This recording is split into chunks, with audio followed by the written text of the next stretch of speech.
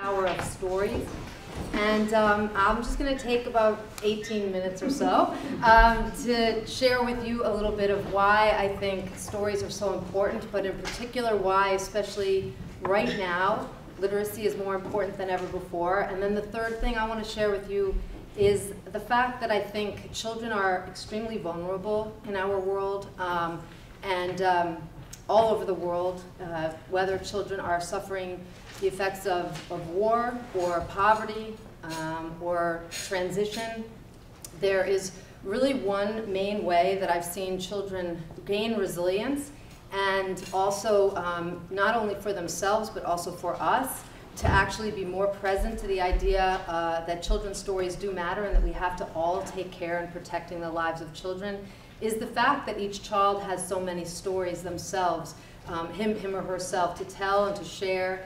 And that part of us being together in this global community is that we too can participate by asking children for stories, by listening to stories, and also for ourselves, to think about ourselves as storytellers and story givers and story makers, to use story as a way not only to inspire other people, but also to protect us and to help us reinvent ourselves each and every day.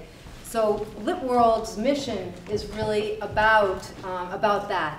About story. And I'm a longtime educator, and over the last several years in the process of the work that I do is mostly about training teachers. I was invited to visit different parts of Africa to do teacher training. And I met, actually, I was in a community right outside of the city of Monrovia in Liberia, right after the war had ended, and I was doing a very large teacher training in a classroom there, and I looked out of the window, and I had actually brought Post-its and pens to share with the teachers and with the kids, and books, and I was doing a training session, and I looked out of the window and I saw this little girl actually doing the exact same lesson that I was doing in the classroom. She was doing it outside. She was peeping through the window, and then everything I was doing with the Post-it and the pen and all the things that I was doing, she was doing exactly the same thing. And it gave me a revelation, and that was really that we are all teachers, and we all have the capacity to be teachers, no matter what age we are, no matter where we live, no matter how much education she herself has had, that she has the potential to teach others and to be a leader and to be a guide. And so Lit World for me has become much more than just teacher training. It's really about everybody coming together in a global community and witnessing and experiencing the power of words. So there's never ever been a more important time than now for us to be readers and writers in this global era. You can see the power of the internet, technology, the text on the screen, conveying messages that are fluttering like magical birds all around the world, giving people the idea of new images for peace and for freedom and for self-expression and for community expression that has never been seen before, never, ever, ever. And so we're in the moment of that, where it's very possible and very easy to share stories in ways that have never been possible before. And I do very much love Facebook. I love it because I love it because of the fact that it's a social reading and writing community. I love the fact that you can actually name your story in 120 characters? 160. I never remember. Maybe 120. And that each and every day you see people reinventing their stories every day, that nobody just has one story, but people have lots of stories, and you can tell them in many different ways all throughout the day, all throughout the night. Now sometimes those stories aren't all that interesting. We know that from some of our friends when we receive their status message and we think, why did I need to know that? But on the other hand, also, I'm always profoundly moved by the fact that in that small way, in 120 characters, we can send out a message that resonates and reverberates and might even create a new kind of community. So you want to go to the second slide, Chad? So I'll just tell you a little story about one of my students, a girl named Marisol, who's just 10 years old, and she was one of the students that I've taught over many years in classrooms in all different parts of the world. And this Marisol had moved around a lot. She was in foster care, and she had been in many different schools. And we were doing a narrative writing workshop together, and I asked the students to to share both their memories and also a wish that they had that related to their memory. And so Marisol talked about how in all of the years that she'd been traveling and moving and changing around to different families in different places, somehow nobody quite ever remembered when her birthday was, and that years would go by and she'd sort of think that, well, should she tell the person, shouldn't she tell the person? She'd been with people that she didn't feel that comfortable with, and so she never really had a proper birthday party like her friends had had. So in this memoir that she wrote, she told the story of the kind of birthday that she wished she'd had, a birthday party with a big cake and candles and lots of friends and Spanish music playing and all of the things that Marisol wished she'd had but had never had up until that moment in her 10th and her 11th year. And so when she read that story aloud at our writing celebration, her fellow students listened quietly, and afterwards they came up to me and they said, Miss Allyn, they said, we could make Marisol exactly the kind of birthday party that she really wants, because we know exactly what she wants by what she wrote. And so they planned and schemed, and they looked at her writing and they followed it exactly to the T. And on the day of Marisol's birthday, on April 4th, Marisol had a birthday cake with candles just like she wanted, and she had the cake and she had the songs, and we danced to the Spanish music just like she had always wanted. And the thing about writing is that it is a wish, it's a little bit of a wish, but it's also a possibility that when we write and when we tell stories, it makes things possible. There's a great children's book writer by the name of Cynthia Ryland, and Cynthia Ryland wrote some amazing books for children, but they're also great for grown-ups too. One is called When I Was Young in the Mountains, and another one is called The Relatives Came. And they're beautiful stories. There's a story on The Relatives Came where she talks about, we drove all night, and when we got there, it was hugging time. Oh, was it hugging time? And then, and When I Was Young in the Mountains is a tender story of her grandparents and herself. And you get the sense that Cynthia Ryland had this amazingly tranquil life with wonderful family all around her and the beauty of her environment in the country. But when you ask Cynthia Ryland to tell you what was her childhood really like, she says, those were just 2 summers of my life as a child, but that's the story I choose to tell about myself, because those are the stories that really define who I am and actually also who I want to be. So story is not just about the stories that belong to us, but also the stories that we wish for, the stories that we create, the stories that we hope for. And in my travels around the world, one of the things that really, for me, in terms of literacy and rights for children, is that in many, many classrooms, and even here, right here in New York City, the classrooms are barren of paper, of pencils, of computer technology, of books. And so for me, I think to myself, what is going to give and provide everybody with literacy? What is the one thing that everybody has that I don't need to depend on governments or state departments for education, or when I say everybody deserves books, everybody deserves internet technology, everybody deserves pens and pencils and Post-its. Those are tools, and we need those tools. And the tools are transforming by the minute. Those tools are transforming each and every minute. Tomorrow, it'll be something different. You know, I love when people go into the Apple store and they're like looking like crazy. You know how it's always mobbed in there? And I always think, like, what is everyone looking at? It's like the same thing. Like, one is like the tiny, what is the littlest one? The Nano. Then there's like the iPhone. Then there's the iPod. Then there's the iPad. Then there's the big screen. And we're all just looking at the same thing. We're riveted, though, because it's communication. It's about this idea that we're going to make things happen. And tomorrow the technology might bring us something else. So for me, the tool is not as important as how we communicate the big ideas. But I want children to have access to the tools. I want you all to have access to those tools each and every minute.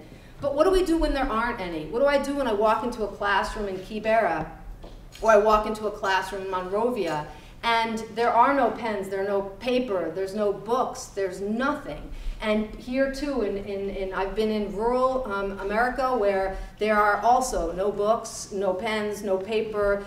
Teachers are keeping things under lock and key because things are so scarce and so precious. And I think to myself, the one thing we are all abundant in, the one thing that's all abundant for all of us is story. We can tell stories, we can hear stories, we can film stories, we can make stories happen, and that way we become more literate because we've learned how to be narrative storytellers of our own lives. Want to go to the next? So Harry Potter. There are some authors that I think tell the stories of children better than anyone else, and J.K. Rowling happens to be one. And one of the things is that also children across the world have very little access to literature that's written just for children.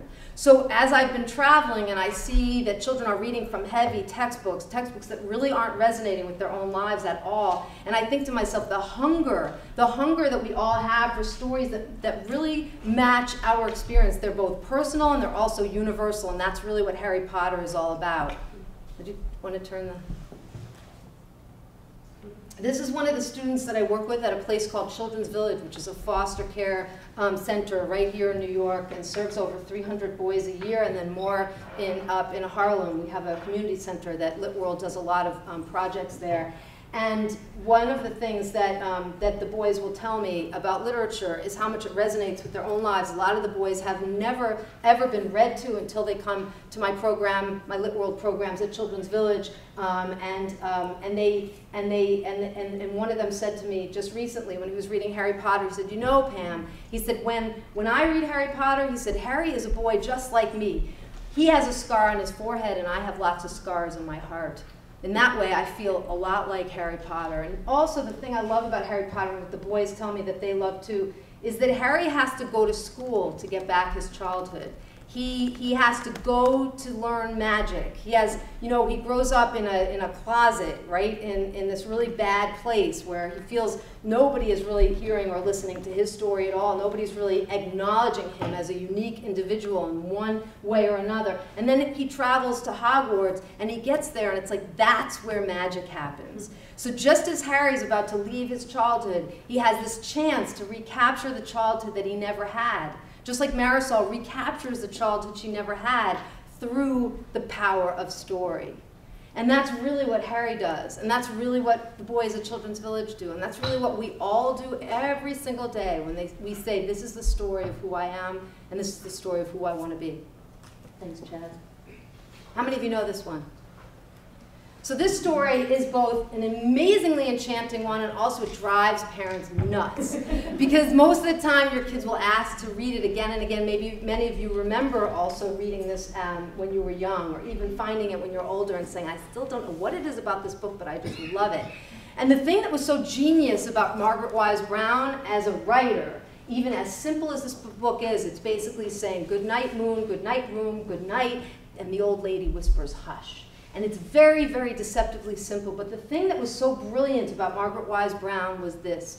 She understood that children experience the world very different from adults. Children don't experience the world the way adults experience the world. Children have a whole other realm of imagination and experience. They're closer to the ground, right, first of all. But secondly, also, what Margaret Wise Brown recognized is that moment, the smallest moment that signifies separation, which is the bunny is trying to go to sleep and can't, is what we're all most afraid of. We're all afraid of isolation and being alone. We're afraid of death. That's what J.K. Rowling says. If you look online and you ask and you find what people have asked her, what's the one major theme of Harry Potter, she'll say it's death. And it's because we are all afraid to be separated. We want to be together. We love to be together. That's why the internet to me is an amazing miracle, because it brings us together in a global community. So this year was the second year that Lit World hosted World Read Aloud Day.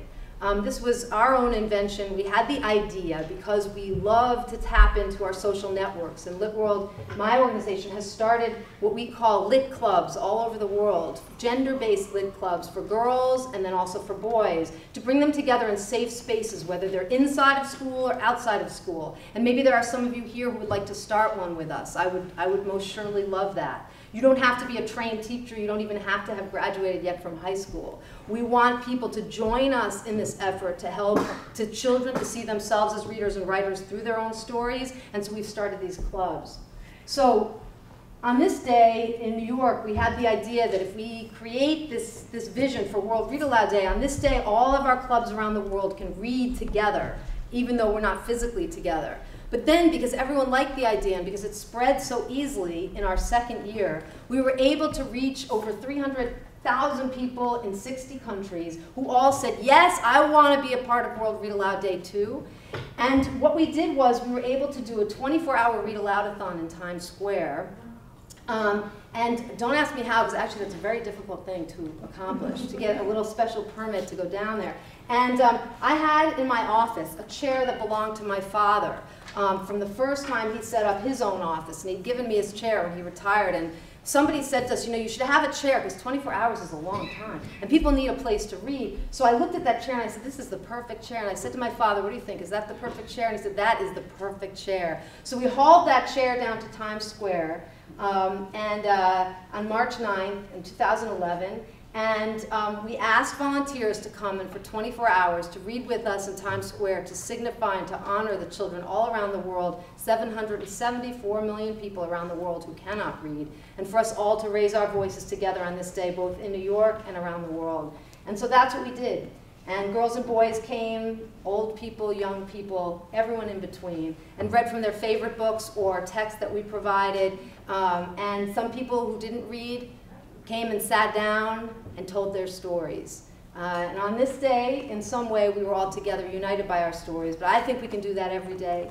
I think stories tell the stories of our human hearts. And it's a way for us to truly know each other. And also for us to protect children in ways that are very transformational. Once we hear what children have to say, children like Marisol, we start to think in terms of human rights and what Marisol deserves access to. So thank you all for having me, and I hope you'll join this effort.